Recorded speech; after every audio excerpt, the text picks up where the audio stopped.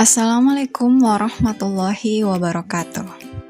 Hai sahabat cerdas, perkenalkan nama kakak Andi Ariskardis. Sahabat cerdas, harimau adalah salah satu makhluk hidup yang dapat berlari dengan cepat. Mobil juga seperti itu, tapi mengapa mobil tidak dikatakan sebagai makhluk hidup? Mengapa ya sahabat cerdas? Yuk kita cari tahu bersama.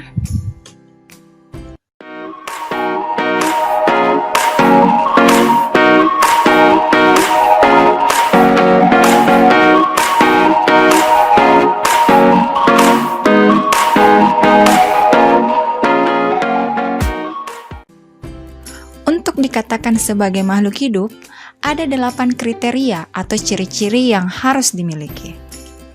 Apa saja ke-8 ciri-ciri itu? Ayo kita pelajari bersama. 1. Bergerak. Cheetah dan mobil sama-sama bisa bergerak, tapi mobil tidak termasuk makhluk hidup ya, sahabat cerdas. Mengapa?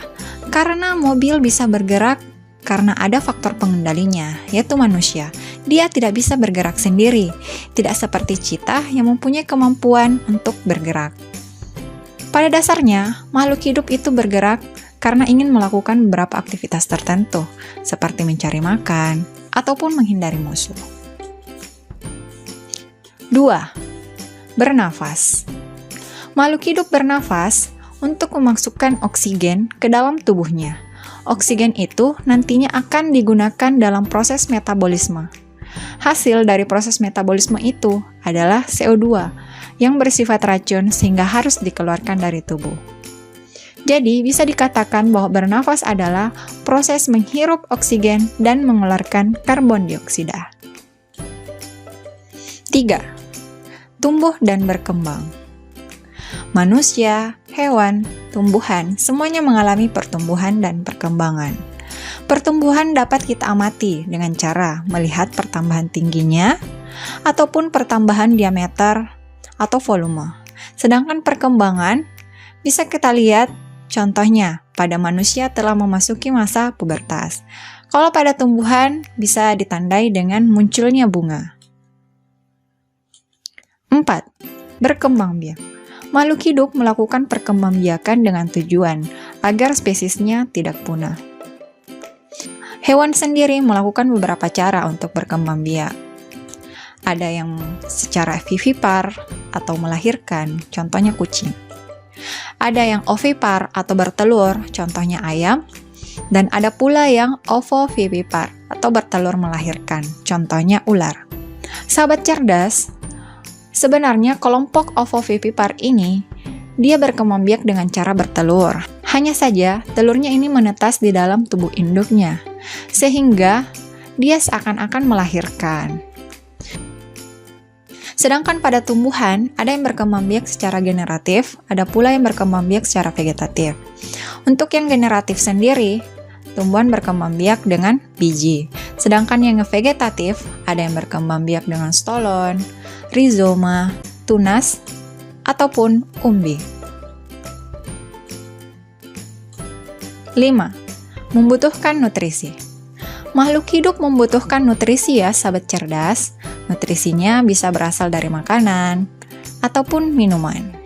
Makanan dan minuman ini dikonsumsi agar tubuh kita memiliki energi untuk beraktivitas. 6. Mengeluarkan zat sisa.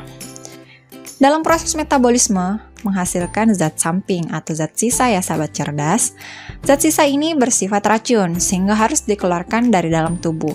Contohnya adalah urin ataupun keringat. 7.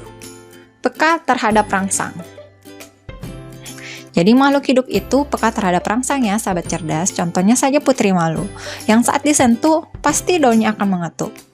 Dan kita yang akan langsung menutup mata saat berhadapan langsung dengan cahaya yang begitu menyilaukan. 8. Mampu beradaptasi. Adaptasi adalah proses penyesuaian makhluk hidup terhadap lingkungannya. Contohnya, cicak yang melakukan autotomi untuk mengelabui musuh. Ada pula bunglon yang melakukan mimikri menyesuaikan diri dengan lingkungan sekitarnya sehingga tidak terlihat oleh musuhnya. Dan ada beruang yang melakukan hibernasi atau tidur selama musim dingin untuk menurunkan proses metabolisme. Ya, itu tadi sahabat cerdas 8 kriteria untuk bisa dikatakan sebagai makhluk hidup. Bagaimana? Gampang kan? Alhamdulillah. Sahabat cerdas, jangan lupa di-subscribe, di-like, dan di-share ya. Dan untuk memantapkan pemahaman kalian tentang ciri-ciri makhluk hidup, silahkan kerjakan soal latihan yang ada di kolom deskripsi. Thanks for watching. Assalamualaikum warahmatullahi wabarakatuh.